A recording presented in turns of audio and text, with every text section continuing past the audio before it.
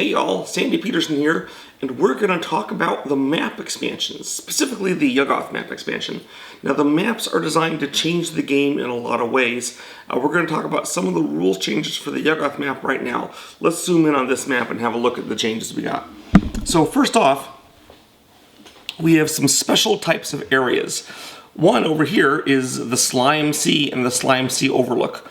Now here, this is the adorable little slimes that we start with. Actually, they don't start on the map. I just put them there because it looks cool. They start off the map. And here there's a symbol on the Slime Sea Overlook, which is the universal no slimes symbol. If you have a gate in the Slime Sea Overlook, then you're allowed to summon slimes. The first slime you summon is absolutely free. It costs you nothing. You just place them, it doesn't cost you a thing. Each subsequent slime costs you 1 power. Now this leads to a couple interesting strategic and tactical decisions. First, since this first one's free, you can summon him as a waiting move, just trying to wait and see what's going on, to hold off and kind of reserve your power. Also, if you've got 1 or 2 slimes and you go into battle and one of them's killed, you don't really care because, hey, it was free, right? They're combats too, so they're a real bargain. In other words, if you summon 2 of them, that's 4 dice you get to roll and it costs you 1 power total, which is kind of the best deal in the game. So now the restrictions they have, one is that they are summoned in the Slime Sea. Okay, any one of the areas of it, but that's where they appear. So you have to. So once they appear, then you move them out from there to go other areas. They can appear by other means. For example, if you're yellow sign, you can spawn them when you try to desecrate and things like that. Now the slimes, as I said, there's the no slime symbol in the overlook. They can't go to the overlook. That means you can't use them directly to guard the gate that summons them. You have to guard that by other means. Generally, because there's a bunch of them and they're kind of awkward to move, they tend to hover around here. Sometimes they'll move out a little bit and go to a few other areas, but you don't see them all across the whole board. They're sort of on this side of the map. Well, they could move across to here, right? So there's the slimes. They give you a couple little tactical and strategic decisions, and there's certainly a reason to want to go here and get those suckers out. Now, next we're going to talk about the laboratory. Okay, so the laboratory is up this area. I don't know if you can see our little laboratory sigil here, but if you have a gate in the laboratory, then you can do the new surge reaction. It costs you 1 power, and you turn as many cultists as you want into brain cylinders. Here's how it would work. I'm here, I spend 1 power, I can replace, this is a brain cylinder, see?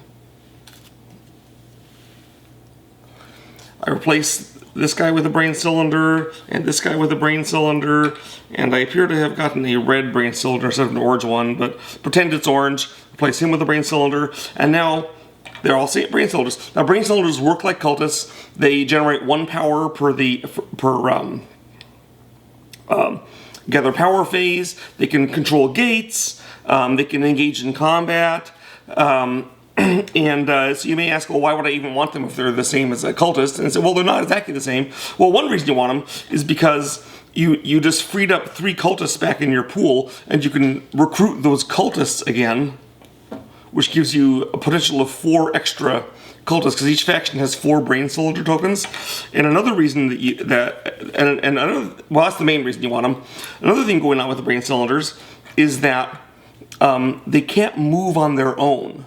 Okay, that means to move. Let's say I have some brain cylinders here in the laboratory. Well, I have them here in the oxygen sea. There's a couple brain cylinders, and I got a monster here. When you move any other creature from an area that has brain cylinders, you can drag them with you for free. So I can go here to the Desolation of Zax, take 2 brain cylinders with me, and that only cost me 1 point for that move because the brain cylinders don't cost anything to carry. Well, probably I wouldn't do it unless I had someone back here to take over this gate. Now, brain cylinders brain cylinders also are immune to pains. So for example, if a bad guy comes into your area, and fights you and inflicts pains on your unit, say that in the fight here, Cthulhu got no kills and 3 pains. Well, he'd get pained out because that's how it works. So we'll put him here. And these guys aren't pained, they stay behind. This is actually a weakness of the brain cylinders because it means they're stuck there with Cthulhu instead of being pained. Now, they have another interesting feature, which is that when you capture a brain cylinder, Other cultists, you capture and put them on your faction sheet and you can earn a power. With brain cylinders, you have a choice though. You can either capture the brain cylinder and put it on your thing, just like any other cultist, or you could convert it to a brain cylinder of your color. So Cthulhu can immediately make these more cultists for himself and replace them with a green brain cylinder. So this means that even though there's only one laboratory on the map, over time, the brain cylinders, as there's a combat and the brain cylinders aren't panned out and they get captured, the brain cylinders start to get interchanged among other people's ownership, and everyone has one or two brain cylinders. Usually one faction, the one that controls the laboratory, has the most, but they're all over the place.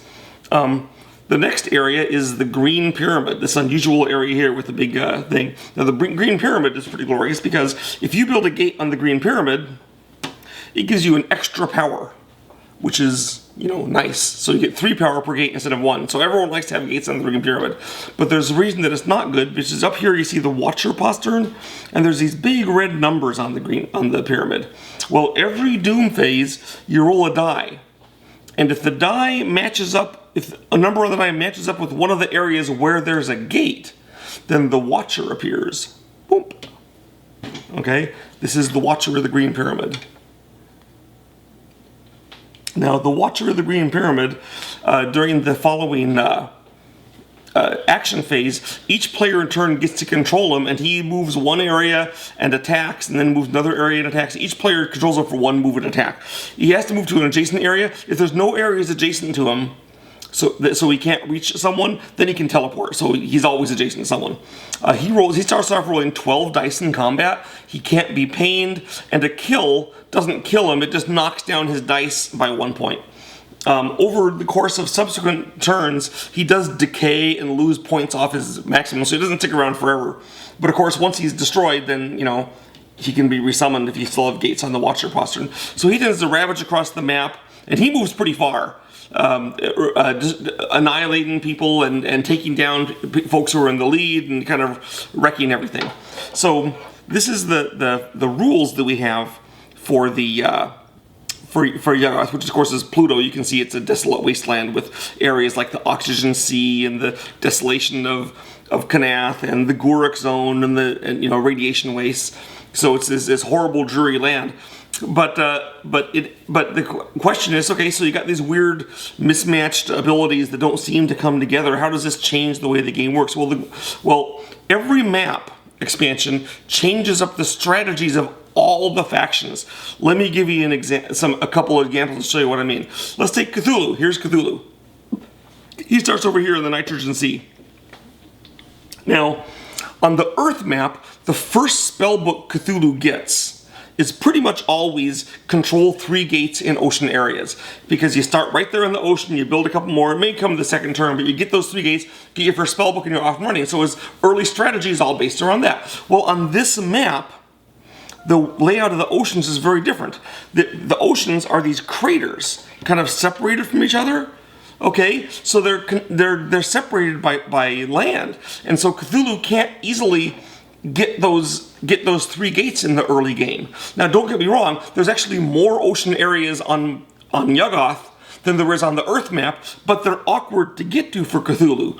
Now, this doesn't mean he doesn't get that spellbook. He does, but what happens is that spellbook has an optional alternate requirement, which is there are 4 gates in ocean areas. So on this map, Cthulhu generally relies on getting that spellbook not by his own efforts, but by other people gradually building gates in the areas. And that, usually Windwalker builds 2 gates in the area, so it happens.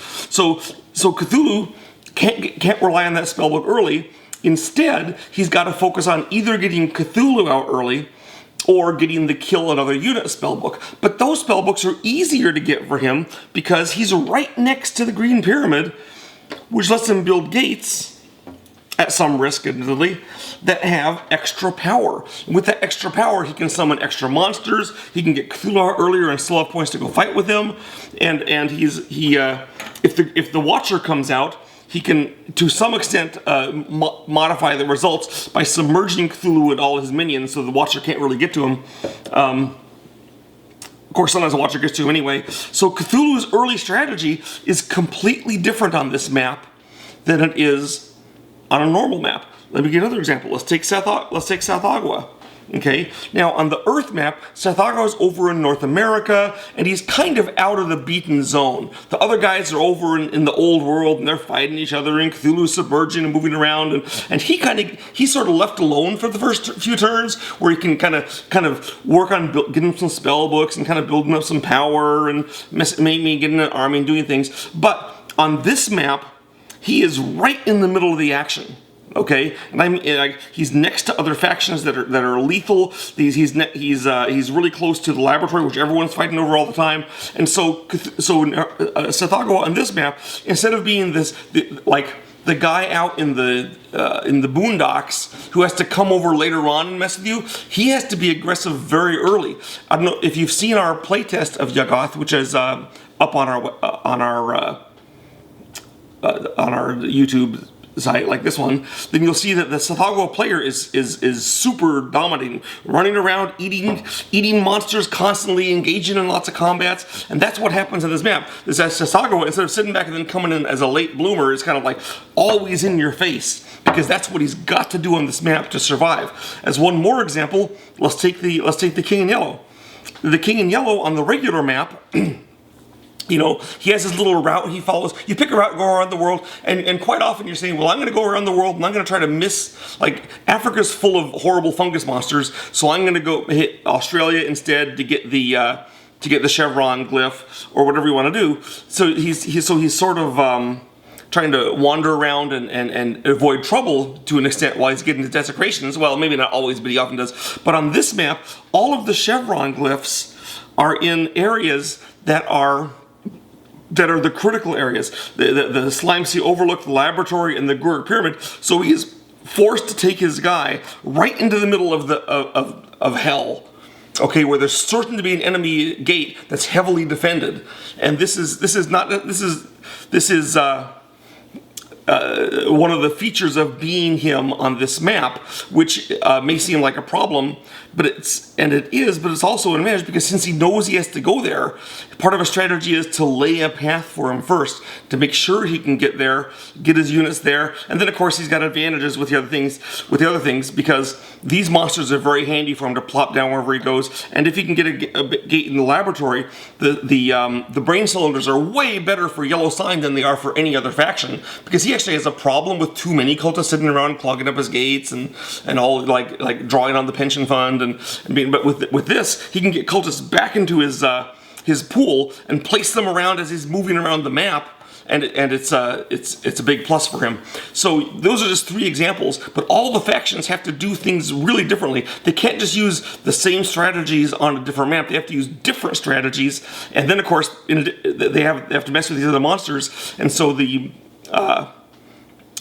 maps, all the maps do this to you. So if you're used to playing the game on the conventional map, and you're trying it out and you know how all the factions work and how everything goes, and then you then you buy a new map and you go onto that, you'll suddenly discover that everything is different.